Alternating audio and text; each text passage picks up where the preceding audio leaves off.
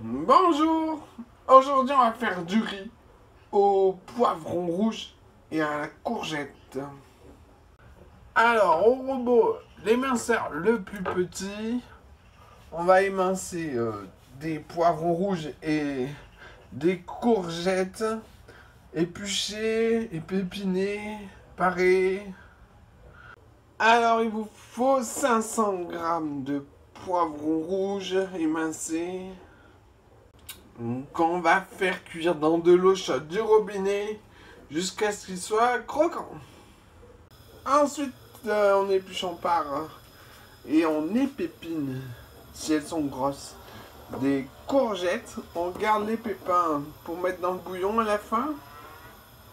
Une fois croquant, on enlève avec une écumoire, une araignée, on met dans la passoire, on récupère le bouillon.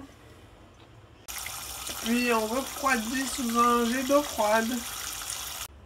Ensuite, il vous faut 880 grammes de courgettes épépinées, épluchées, parées. On ne met pas les pépins pour l'instant.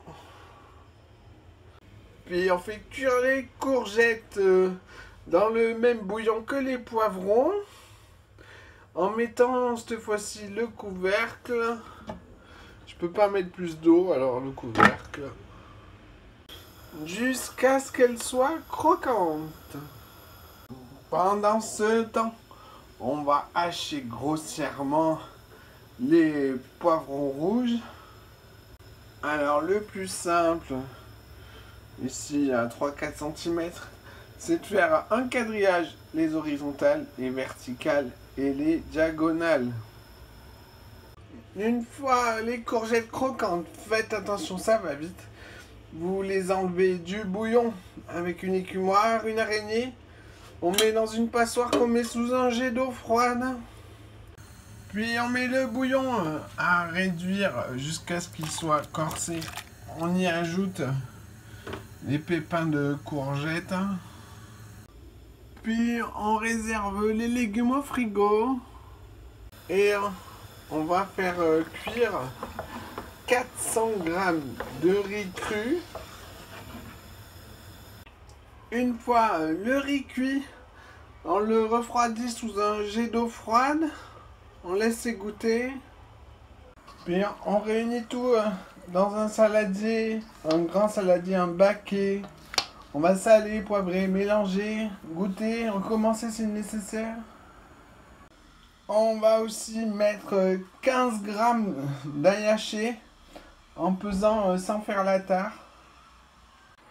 Alors ça se mange chaud, accompagné de mes travers de porc caramélisés. Ici donc c'est la technique pincée. Le goût qu'on charge c'est le poivron rouge croquant. Voilà, le bouillon est assez réduit. Ça va sans dire mixer les graines de courgettes. Puis on le refroidit en mettant le plat dans un bac d'eau froide, un quart d'heure, puis au frigo.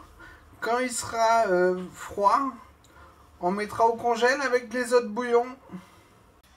Et voilà, bon appétit!